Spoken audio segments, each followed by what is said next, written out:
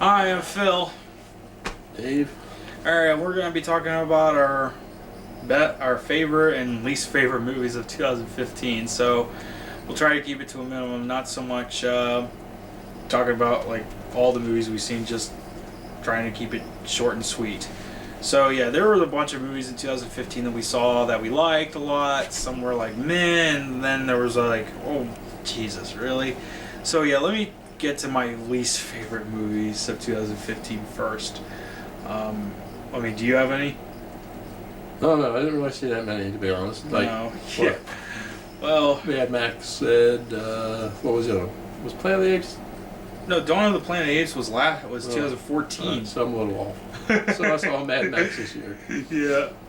Mad Max was definitely probably one of the best movies I saw in 2015. Like, it reignited the whole Road Warrior adventure movie, but it was also, and there, some people say that this is a very feminist driven movie, and yes, it has strong female characters. Furiosa, probably one of the most badass characters that we've seen in years, but this movie is called Mad Max, so it is also about Mad Max. So it's just very little about Mad Max. Yeah, I'll admit. I mean, but then again, when you think about his role in Road Warrior and Thunderdome, it didn't exactly explore too much with him. He was mostly there to drive the plot along, but that doesn't mean it was a bad thing, though. And it's no different here in Fury Road. We do get plenty of awesome moments from Max, played by, I guess, a non-crazy Tom Hardy. That was to make a Mel Gibson joke there. But yeah, I like how it was just this big, epic road movie. It does kind of do a bit of Ring Around the Rosie a bit. They go one way and then they go all the way back. But it was just so compelling the way it was told. And I mean, I know George Miller says that he's not going to make any more Mad Max movies. I hope that's not true. I mean, I hope he'll change his mind, because it definitely looks like there could be more Mad Max movies there could be more Mad Max movies in the future, because it didn't exactly end with like and they all lived happily ever after type of thing. It seemed like Max could have another adventure or something. So I hope Miller changes his mind. And I mean, heck, it got 10 Academy Award nominations. Best Picture, Best Director. I mean, honestly, if it wins something, if it wins a couple Oscars, maybe that'll change his mind. Who knows? It might. But, yeah. So, the three bad movies, what I like to playfully call the trinity of sinfully bad movies, because I didn't see a lot of bad movies in 2015. And whatever bad movies that a lot of people were riffing on about, I kind of avoided, or I didn't have time to see. Like Pixels, I didn't see that. But I did see 50 Shades of Grey, Fantastic Four 2015, and Point Break 2015. 50 Shades of Grey was just laughably bad. I mean, it's the kind of movie where you just sit back, relax, and have a good laugh after you turn off your brain. Yeah. It wasn't even really breaking new ground. I mean, it was just... This movie might as well have been a PG-13 erotic type thriller, I mean, there was already something like that came out early this year, The Boy Next Door, though that was rated R apparently, but whatever. Anyway, yeah, 50 Shades of Grey was just tame in comparison to other erotic thrillers and everything, so... Yeah, I mean, and plus, it's based on a book that was mostly made up of Twilight fan fiction, so really didn't have much of a strong selling point. The next one, Fantastic Four 2015, probably the worst movie I've seen in 2015. I mean, there was Point Break, but Fan Four Stick, Fucktastic Shore, this was probably the worst movie I have ever seen in 2015, because, see, it had every advantage afforded it. It had every advantage given to it, and it fucked it up. It fucked it up royally. It had a great crew, had a great cast, had an interesting take on the Fantastic Four story, at least in paper, but it just fucked it up. I mean, I don't understand what is with Fox's iron grip on the Fantastic Four, but they need to let go and give up, okay? And give it back to Marvel, because there's plenty of good ideas that they could do the Fantastic Four for the Marvel Cinematic Universe, that being television, because, you know, once when you failed 4 times at film, failed 4 times at film, Fantastic Four, seriously, how can you do any more movies? Seriously. So, yeah, I hope they give it back to Marvel. I can't see them keeping it. And hopefully we'll see X-Men give it back, but that'll be a while. Yeah. This Point Break 2015, it was just a stupid movie. It's stupid to remake 90s movies. I don't understand why. It's stupid to remake pretty much any movie. I mean, there are some good remakes. There are some good remakes out there. I mean, The Fly, David Cronenberg's The Fly. Some of the Dead remakes are okay. The 1990 Night of the Living Dead. I like Zack Snyder's Dawn of the Dead, to be honest. And there's some other remakes that actually... True Grit. True Grit is a pretty damn good movie. I did not see that one, but the I 2010 did see Dawn of the Dead. Yeah. You know, I'm a horror man. So yeah. I'm gonna watch it. But there's some good remakes out there. Remaking 90s movies, even good 90s movies. Well, I liked Point Break. The original? The original. Well, yeah, that's what I mean. But to Point watch Break, the remake, I would see no purpose in it. Yeah, no, there was no point to it. Get it? Exactly. Yeah, don't give it a break. Okay, I'm gonna shut up with the Point Break jokes. But yeah, Point Break 2015 was just stupid. It was just stupid. Stupid to remake 90s movies.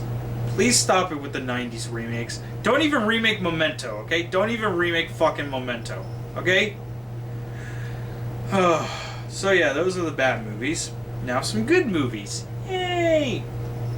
So yeah, movies like Jurassic World, Spectre, Cup of Black Mass, they were good, but it's like, at the same time, they were also kind of meh.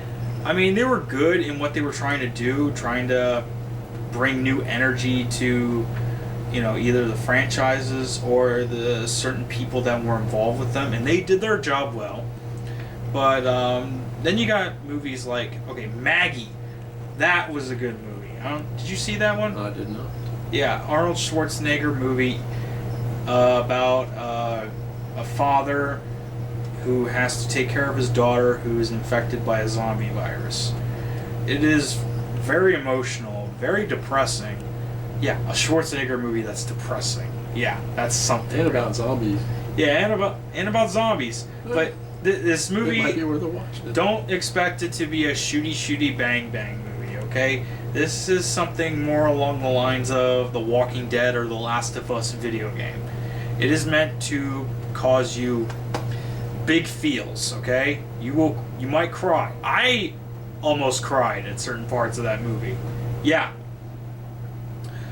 Ex Machina, I didn't get to see that in theaters. I bought the Blu-ray, but this movie is interesting how not only you're able to take special effects, but, you know, do the whole artificial intelligence, you know, like have Frankenstein monster analogs put in there, you know, you have this creation. How far are you willing to go to test it out to see if it's okay to put it out there, you know? And then once when you let it manipulate you and everything, you start to have disastrous results. It's just a lot going for it. That's what Ex Machina did. Ant-Man.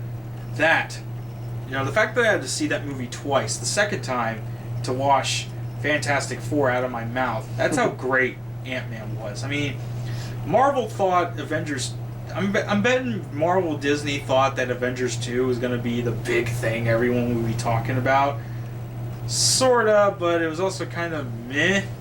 Ant-Man, however, was just... It had so much fun and enjoy that... I mean, it was just... It's amazing what you can do, you know, size and skill, you know, and that definitely pertains to Ant-Man, you know, because that's where they were trying to go for this whole small thing here, you know, in relation to the big thing the other big thing that they had.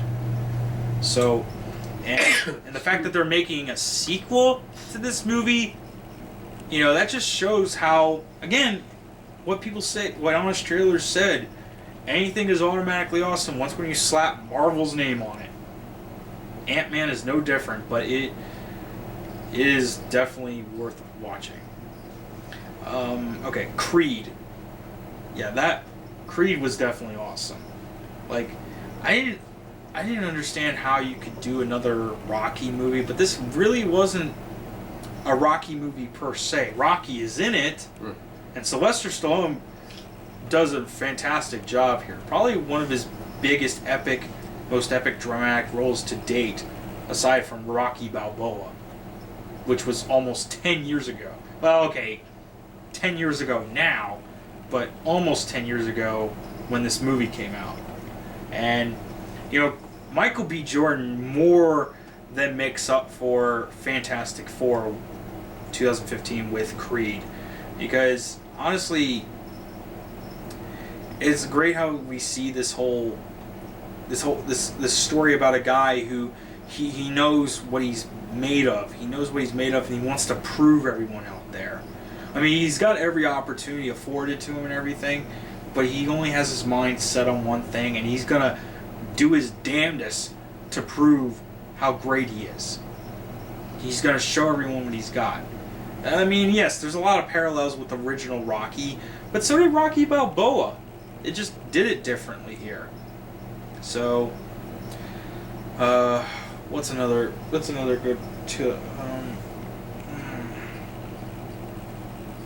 sorry, it's just tired. Just trying to think here.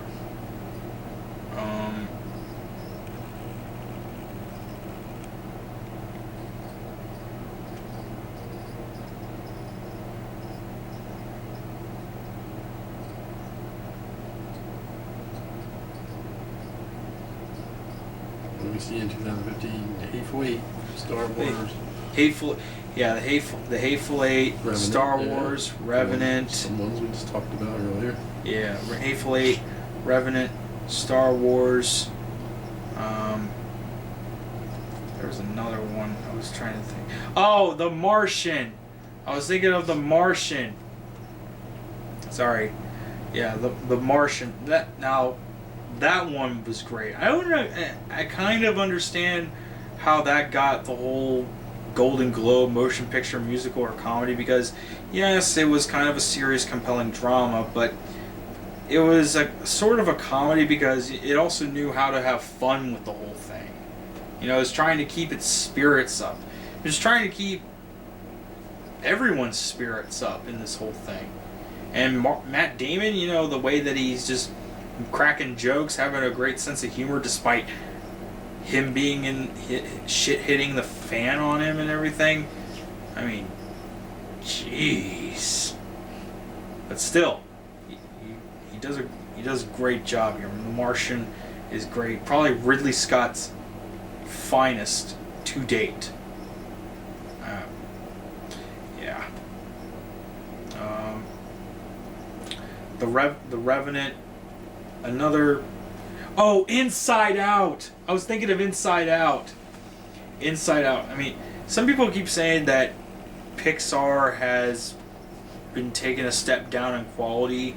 I've only noticed that through Cars. I haven't seen Cars 2. But Inside Out manages to bring Pixar, give new energy to Pixar, you know, how it's trying to... I don't know if it's life-changing or anything, but it does do a lot by trying to explore the subject matter of, you know, a child's, or pretty much the human brain in general, and how emotions shape ourselves, shape our memories, shape our future decisions and everything. And it's just amazing to see this journey being done in the mind of a kid, of this cute, adorable kid, you know? Yeah. And again, great return to form for Pixar. What else? Oh yeah, I already talked about The Martian. The Hateful Eight. Tarantino does it again for the Western genre in a new, interesting way. I mean, it does kind of draw from other Westerns that have done similar stuff to this, but Tarantino is always able to make whatever he does just seem completely original in a way. So, and then we got The Revenant, pretty much an epic Western in almost every sense of the word. It's kind of like the more epic, emotionally driven story to Tarantino's homage Bloodfest murder mystery thing, you know. And again, also DiCaprio's probably best role to date. Better win the Oscar.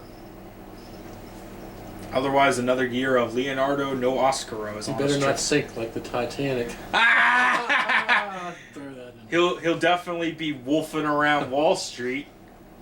Maybe gather up some of his gangs of New York. But hey, we don't want to see DiCaprio departed. I mean, heck, he might all shudder himself. Okay, these jokes are getting a bit forced now. But that, yeah. And then finally, my favorite movie of 2015, Star Wars. Star Wars, Episode 7, The Force Awakens. Oh, not Star Wars? Not Star Wars. Oh, no. Okay. Not Star Wars. Get your mind out of the gutter. That's my job. That's my job to be in the gutter, okay? No, because like I said in my review, Star Wars Episode 7, The Force Awakens, it may not be the best made movie, but it was a movie that had the best intentions in getting put out there. Whereas Fantastic Four 2015 had every opportunity afforded to it and fucked it all up. Star Wars Episode 7, The Force Awakens had every opportunity and managed to pull it off with flying colors. Lightsaber colors, of course. But yeah, it managed to do its job so very well. It just brought such joy and positivity within me that I think, because maybe in the end we needed Star Wars. Again, we needed Star Wars to come back. The franchise has seen its ups and downs like any other. But Star Wars, on the other hand, it managed to show that despite a few missteps, despite a bunch of missteps, it can still come back on top. And that's what it did for me this year. And I hope, and again, like I mentioned in my review, I hope it did the same for other people. Who knows? I mean, I'm excited to see what's going to happen for Star Wars in the future. So yeah, that was 2015 for us in a nutshell. There's been some good movies, there's been some bad movies, so let us know in the comments what you think, you know, but don't get too destructive or anything, okay? I know it's YouTube, but come on. Keep it civil, alright? What do you think? Do you think they'll keep it civil? Probably not. Probably not. Oh, well, may the Force be with you. Or the dark side, whichever you prefer. On the dark side! Ooh, yeah! On the dark side! Oh, yeah! I really need to get some sleep. Take care.